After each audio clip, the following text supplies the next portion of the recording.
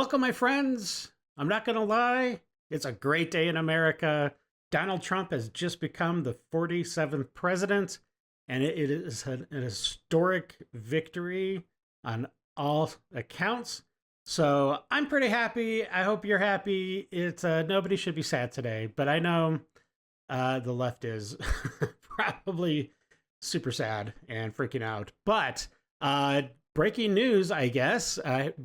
Kamala has just conceded the election to Donald Trump, and it's also good news for the Supreme Court. So let's take a listen. All right, let's do it. All right, a Fox News alert now, and from Peter Doocy, we learn that Kamala Harris just completed a phone call with President-elect Donald Trump to concede the election, to congratulate him on winning. Apparently, she discussed the importance of a... Man, look at that, 292. And it looks like there's still a couple states, Arizona and Nevada, that haven't come in yet, but I'm pretty sure he was on track to win both of those. I don't know what the exact number is right now, but he definitely destroyed the blue wall, and it is now the red wall. There's a lot of beautiful red in that map right there. Peaceful transfer of power and being president for all Americans. She is going to be delivering remarks at Howard University, 4 o'clock this afternoon. So we will hear more from her there. And I'm glad she finally conceded. She did go home. Her party, her whatever celebration center, they left last night. They just they had a spokesman just say, "Hey, look, go to bed. We'll take care of this in the morning." They knew they had lost before Trump went over the 270 mark. So, but it's kind of disappointing that Kamala didn't just stay at her victory area. I mean, it wasn't victory, but it would have been nice for her to just still be there and be like, "Hey, look, it was a good race. The better man or what person won." And but anyways, I'm glad she did it. And I hear that she also says that she's going to certify the election, so which she has to do because she's vice president, which is like has to be bittersweet for her. Yeah. And here's where the sleep deprivation kicks in.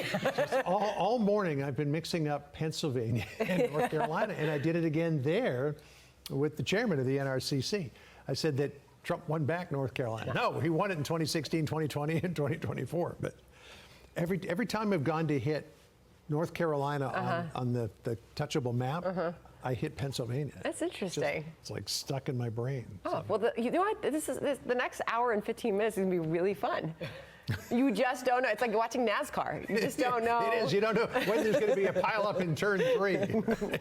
You get up there in the marbles and everything starts to go squirrely. Well, yeah, I actually stayed up real late last night covering, just watching, watching the election. And I was also doing some homework. I'm just finishing up school right now. I've got this month left. Anyways, I woke up late. I missed my alarm and threw in my shirt. Just ran out of the house. Got to class a little bit late, but then one of the teachers was like, "Hey, listen," because we were doing a radio show for the college. And he's like, "Hey, I think your shirt's on backwards." And I was like, "Oh my gosh, I am so tired. I just thank you very much." So I just like quickly turned it around, but it was kind of funny. Yeah, I was super tired for the radio show today. But anyways, we got through it. It was a great show. But let's get back to it. This is a moment we've been waiting for, right? Because last night we did not see or hear from Vice President Kamala Harris. But we have now gotten word through Peter Doocy at the White House that she has indeed called the president-elect. So now next we will see and hear her at 4 o'clock. She'll deliver her message. Yep. Looking forward to that. We'll carry that live for you. All right. And it sounds like the transfer of power is going to go just fine. I don't think there's going to be any issues. And I don't think that, there was that one Democrat that said that they were not going to certify Trump if he wins. I don't think that's going to be happening. So I don't think there's going to be any serious drama, which is good for the nation. Right. When President-elect Trump returns to office for a second term, it is possible he could have the chance to replace one or more justices on the Supreme Court. That would be a very good strategy because, I mean, I know Thomas, he's getting old. He served an incredible term as a Supreme Court judge. He would be great to retire and to replace with somebody in their 30s or 40s. And I think there's one other one. Is it Alito, I think, maybe? He might be getting near retirement. It would be acceptable. So Trump might be able to put another 2 judges on the court. Maybe 3. I don't know. Let's see. After appointing 3 during his first term. Jonathan Turley is a constitutional law attorney and Fox News contributor, and he has the joy of answering our questions that we hope make sense. So set this up for us. I mean, what is at stake here? And, you know, what could the next 4 years look like? Well, for the Supreme Court, those 9 citizens were probably glued to their TVs because, for one thing, the Supreme Court dodged a bullet in that you had Democratic senators saying they wanted to pack the court. That would be horrible for anybody to pack the court on either side, left or right. Them said that Kamala Harris was in support of that plan. That would have really been devastating to the court. Yeah. But now you also have a little more breathing room for justices like Clarence Thomas, who's getting older, and maybe Samuel Alito. They now have a safe harbor period in which they can get a replacement who will be similar in terms of their jurisprudential views. And my guess is that one or both of them could very well use that. This is a margin that would guarantee that type of transition. The other big change, of course, is that many of the things that they've done over the last few years are now going to be cemented. The issue of abortion will remain with the states. Gun rights will remain robustly defended. So will religious freedom cases.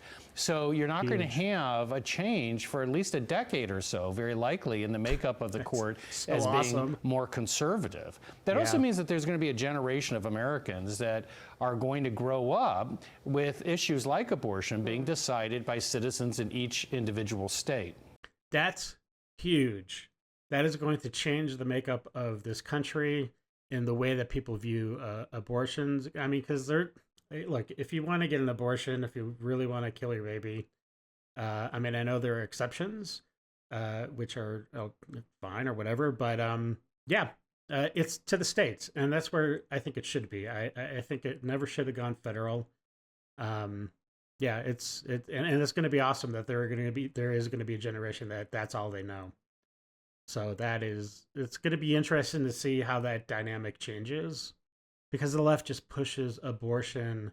It's like their number one issue. And it doesn't seem, at least in this last presidential election, it doesn't seem to be resonating very well with the American people. So I don't think they're buying I'm just going to say lies, because the left keep on saying that now, women's rights have been taken away and you can't get an abortion, but that's not true. It's up to each individual state now to decide how those, how abortions are done or not done, So anyways, let's get to it. So there's also been talk that Sonia Sotomayor should step down. The talk has not been coming from her. Interesting. Coming from other people. I assume that she's not going to likely entertain retirement anytime soon. Well, 2 things happened around 2:30 a.m. last night. One was the end the filibuster movement suddenly went silent. And that is great, because that would have been devastating for the country if the filibuster went away. On the left, and also the dump Sotomayor movement, which was coming from the left, encouraging her to retire. I wonder why that is. They were thinking that if Harris won, that she would retire and that they would legitimately replace one of the judges, and then they would start packing the court. That's interesting that all that talk has been just shut down. is also suddenly silent. This is a 4-year period, and so Justice Sotomayor will have to make her decision. Look, I supported her when the left was trying to give her the boot off the court. She's healthy. She's writing some of the most powerful opinions of her career. Yeah, that's true. I don't see any reason why she would retire. So most of the eyes on the court are looking at Clarence Thomas, who's the older member of the court, and also possibly Alito.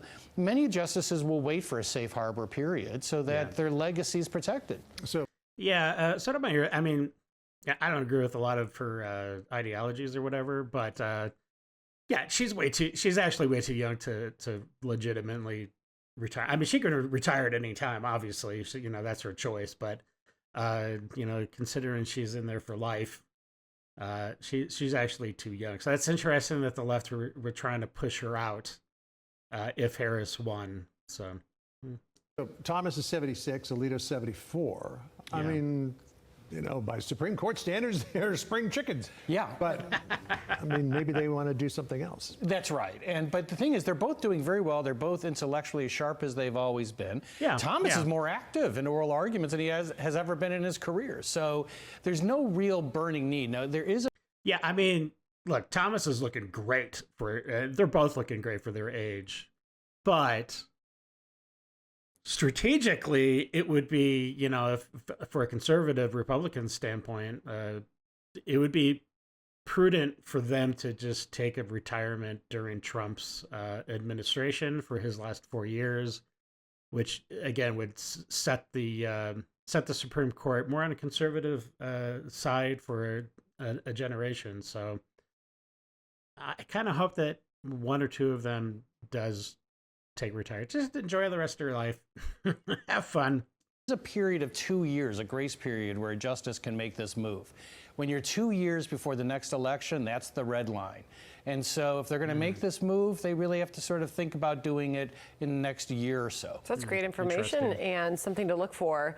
While I put this up on the screen from our Fox News voter analysis, Jonathan, this is where voters stood in our survey on the Supreme Court. We asked you approve or disapprove on the way the Supreme Court is handling its job.